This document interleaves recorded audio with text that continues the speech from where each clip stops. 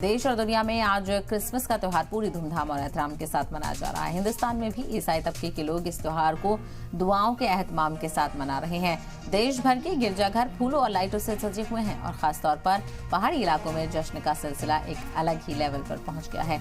अपनी खूबसूरत वादियों और टी स्टेट्स के लिए मशहूर दार्जिलिंग आजकल सैयाहों से भरा हुआ है। बड़ी तादाद में लोग दार्जिलिंग में क्रिसमस और नए साल का जश्न मनाने पहुंच रहे हैं।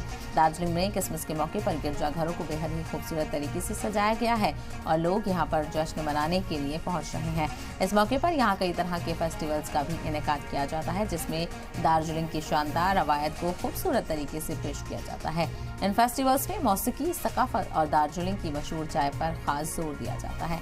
तो मुल्क भर में क्रिसमस की धूम देखने को मिल रही है, तो वहीं दुनिया भर में क्रिसमस का त्यौहार मनाया जा रहा है और सभी लोग एक दूसरे को क्रिसमस की मुबारकबाद भी पेश कर रहे हैं। तो यहाँ पर जो चर्चेज हैं वो पूरी तरह से सजाए गए हैं। खास तकरीबात का इनेकाद किया जा रहा है। सेंटा क्लॉज यहाँ पर छोटे छोटे बच्चों को गिफ्ट देते हुए नजर आ रहे हैं और छोटे बच्चे सेंटा क्लॉज के साथ खेलकूद मस्ती करके काफ़ी खुश नजर आ रहे हैं। तो कल रात से ही ये तकरीबात शुरू हो गई थी और प्रेयर्स का भी दौर यहाँ पर देखने को मिला और साथ ही साथ जो जश्न का माहौल है वो आज भी पूरे दिन यहाँ पर देखने को मिलेगा और इसी मौके पर ख़ास चीज़ों का एहतमाम भी किया जा रहा है। खास तरह के पकवान, खास तरह की सजावट अलग अलग जगहों की रवायत के हिसाब से देखने को मिल रही है।